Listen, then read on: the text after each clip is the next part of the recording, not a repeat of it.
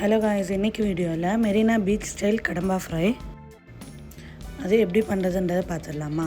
நான் இங்கே 1 kg squid எடுத்திருக்கேன். ரொம்ப குட்டி குட்டியான கடம்பா, அதனால் இந்த மாதிரி 2 பீஸு இல்லைனா 3 பீஸாக கட் பண்ணால் போதும். இந்த மாதிரி ஹாலோவாக இருக்கணும். இப்போது நான் ஒரு வெங்காயத்தை கட் பண்ணி ஆட் பண்ணியிருக்கேன். கூடவே ஹாஃப் க்ரீன் சில்லி ஆட் பண்ணியிருக்கேன். இதை நல்லா அரைச்சி எடுத்து வச்சுக்கோங்க.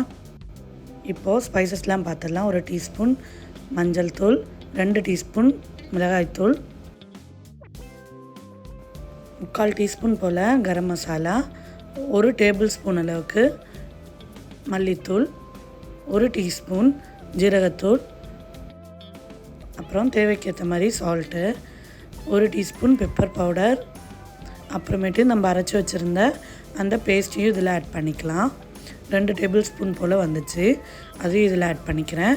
1 டீஸ்பூன் போல் சோம்பு powder, 1 teaspoon ginger garlic paste.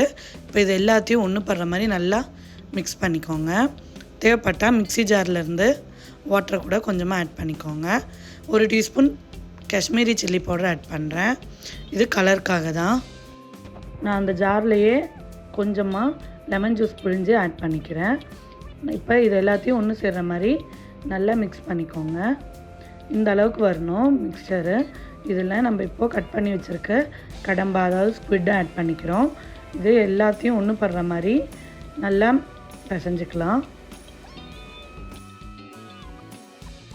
இதை கட் பண்ணதுக்கப்புறமும் வாட்டரில் ஆட் பண்ணி நல்லா க்ளீன் பண்ணிக்கோங்க. அந்த குழகுழப்பு இருக்கிறதெல்லாம் போயிடணும்.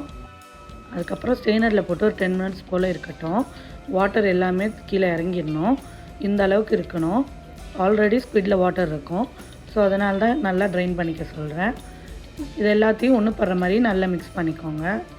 நான் இதில் அதோட ஹெட் பார்ட்டையும் எடுத்திருக்கேன். இது நிறைய பேர் எடுக்க மாட்டாங்க, இதுவும் நம்ம யூஸ் பண்ணிக்கலாம். இந்த மாதிரி இந்த இடத்துல இப்படி அழுத்தக்குள்ளே ஒரு சின்ன பால் மாதிரி வரும், அதை எடுத்துடணும். அதே மாதிரி இந்த சைடு திருப்பி இங்கே இருக்கிறதையும் நல்லா க்ளீன் பண்ணிக்கணும். அவ்வளோதான், மற்ற பார்ட் எல்லாமே எடிபிள் தான்.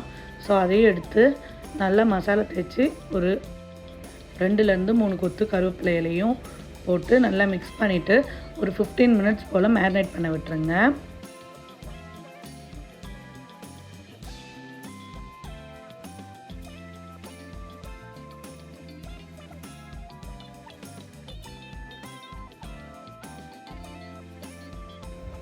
இது நல்லா ஒரு 15 to 20 மினிட்ஸ் மேரினேட் ஆனதுக்கப்புறம் ஒரு பேனில் 2 டேபிள் ஸ்பூன் போல் ஆயில் ஆட் பண்ணியிருக்கேன்.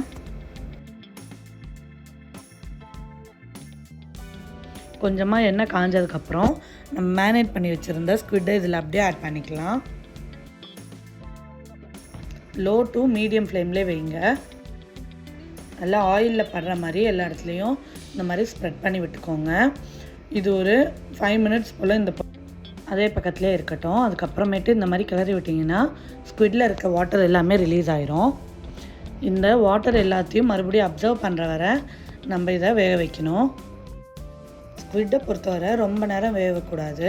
ஒரு 15 to 20 மினிட்ஸ்க்குள்ளேயே நம்ம ஸ்டவ் ஆஃப் பண்ணிடணும், இல்லைன்னா ரப்பர் மாதிரி ஆயிரும். இப்போது மீடியம் ஃப்ளேமில் வச்சுக்கோங்க.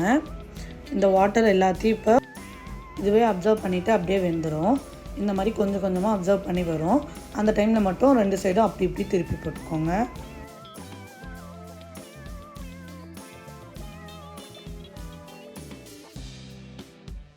வாட்டர் எல்லாமே வதங்கி இந்த மாதிரி மசாலா மட்டும் இருக்கிற டைமில் 1 டீஸ்பூன் போல் பெப்பர் பவுடர், அதே மாதிரி 1 டீஸ்பூன் போல் நான் பெருஞ்சீரக பவுடர் ஆட் பண்ணிக்கிறேன், சோம்பு பவுடர். இது கூட அவாய்ட் பண்ணிக்கலாம். கடம்பால் அந்த ரா ஸ்மெல் போகிறதுக்காக தான் இந்த மாதிரி நம்ம ஆட் பண்ணிக்கிறோம். இப்போது இதே மாதிரி 2 சைடு திருப்பி போட்டு இன்னும் கொஞ்சம் நம்ம ட்ரையாக எடுக்கணுன்னா திருப்பி போட்டு நல்லா ட்ரை ஆக்கிக்கலாம். இல்லைனா இந்த ஸ்டேஜில் கூட எடுத்துடலாம். எங்கள் வீட்டில் நல்லா ஃப்ரை பண்ணால் தான் சாப்பிடுவாங்க, ஸோ நான் நல்லா ஃப்ரை பண்ணிக்கிறேன். இதுதான் ஃபைனல் ஸ்டேஜு. இந்த அளவுக்கு ஃப்ரை ஆனதுக்கப்புறம் இதில் ஒரு கொத்து மல்லி இலையை குட்டி குட்டியாக சாப் பண்ணி ஆட் பண்ணிக்கலாம். ஸ்டவ் ஆஃப் பண்ணிவிட்டு இது எல்லாத்தையும் ஒன்று படுற மாதிரி நல்லா மிக்ஸ் பண்ணி ஒரு பவுலுக்கு ட்ரான்ஸ்ஃபர் பண்ணி வச்சுக்கோங்க. மெரினா பீச்சில் வைக்கிற அதே ஸ்டைலில் நம்ம ஸ்குவிட் ஃப்ரை பண்ணியாச்சு. வீட்டில் ஒரு தடவை இந்த மாதிரி செஞ்சு பாருங்கள். அதுக்கப்புறமேட்டு எப்போ ஸ்குவிட் வாங்கினாலும் இதே தான் ட்ரை பண்ணுவீங்க. வீடியோ பிடிச்சிருந்தா மறக்காமல் லைக் அண்ட் சப்ஸ்கிரைப் பண்ணிடுங்க.